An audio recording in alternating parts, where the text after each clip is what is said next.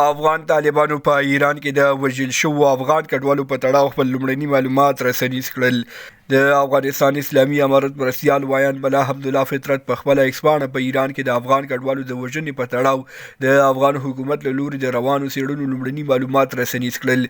کابو 2 اونۍ وړاندې د ایران او پاکستان ترمنځ په ګډه پوله د ګلګان سیمه کې پر افغان کډوالو ډزې شوې وې چې د خلوش په نوم یوې ایرانۍ رسنۍ ادعا کړې وه چې په دې برید کې لږ تر لږه 260 تنه افغان کډوال وژل شوي دي.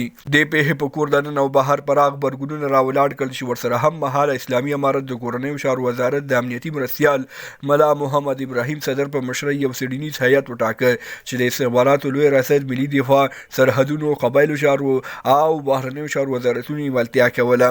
نن سهار د دې څېړنیز راپور لومړی برخه ملا حمدالله په خپله ایکس پاڼه خپره کړه چې پکې لیکل شوي دي: تر دې دمه د موضوع په اړه د رارسېدلو شواهدو په اساس د ایران په خاوره ګلګان دره کې زموږ پر یو شمېر هېوادوالو چاودنې او ډزې شوي دي چې تر دې مهاله د دې غمجنې پیښې د 2 تنو شهیدانو جسدونه او 34 تنه عیني شاهدان چې ځینې په دې پیښه کې ټپیان شوي دي د هیئت له لوري را انتقال شوي دي.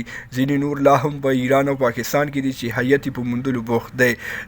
دا په داسې حال کې ده چې اسلامي امارت د څېړنیز هیئت له سونې سره سم ګواښ کړی و چې په ایران یاد وحشت ثابت کړ له سخت او مرګوني ځواب سره به مخامخ شي. خو اوس اندېښنې راولاړې شوي چې آیا اسلامي امارت به د دې 2 تنو شهیدانو او 100 تنو زخمیانو په لیدو او موندلو سره ایران ته کوم ځواب ورکړي که نه. دا هغه پوښتنه ده چې وخت به یې ځواب کړي. له ملتیا مو نړۍ مننه. شیر او سبسکرایب لازمي وکړئ. تر بیا ښې چارې.